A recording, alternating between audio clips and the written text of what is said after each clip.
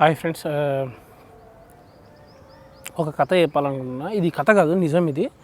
మొన్న మా ఫ్రెండ్ దగ్గరికి వెళ్తే, అరే మొన్న నేను లవ్ చేసిన అమ్మాయిని ఇంటికి తీసుకుపోయినారా అని చెప్పిండు.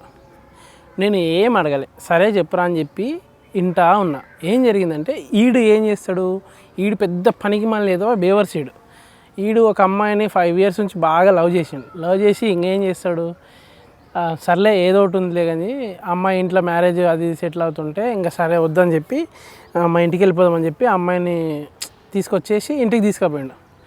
వీళ్ళ నాన్న వచ్చి వీడిని తిట్టిండంట. చూడండి ఏం తిట్టిండంటే, అబ్బా ఆడు చెప్పుకుంటుంటే నాకు ఎట్లా అంటే, ఒక అమ్మాయిని లవ్ చేయడమే తప్పు అనుకుంటే అమ్మాయిని ఇంటికి తీసుకోవడం పెద్ద తప్పేమో అన్న ఫీలింగ్ వచ్చేసింది నాకు.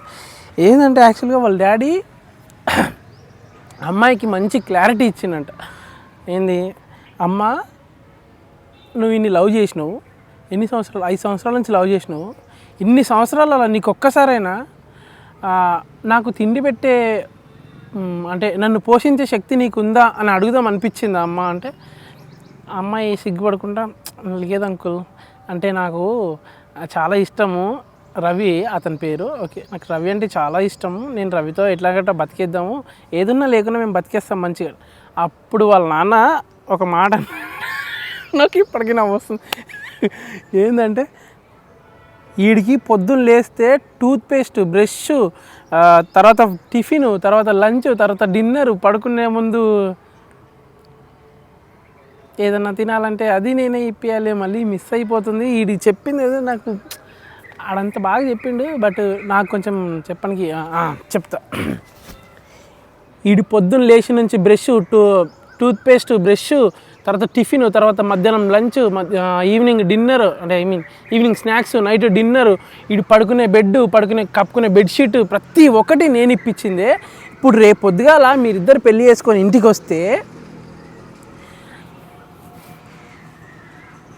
ఇది చెప్పడానికి నాకు చాలా ఇబ్బందికరంగా ఉంది. వీడిప్పుడు పెళ్ళి చేసుకొని ఇంటికి వస్తారు, తర్వాత కార్యం అయిపోతుంది, తర్వాత పిల్లలు పుడతారు.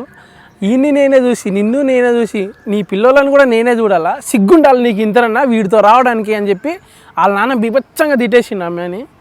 పాప మా అమ్మ ఏం చేయాలో తెలియక వెట్ టిష్యూస్ ఉంటాయి కదా, అవి కొనుక్కొని కన్నీళ్ళు తుడుచుకుంటే వాళ్ళ ఇంటికి వెళ్ళిపోయింది.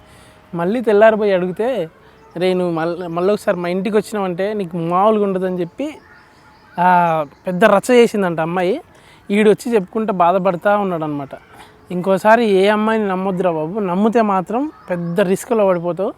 గమ్మున నీ పన్ను చూసుకో, పని చేసుకో, డబ్బులు సంపాదించు, తర్వాత ఏదన్నా చెయ్యు, అవుతుంది.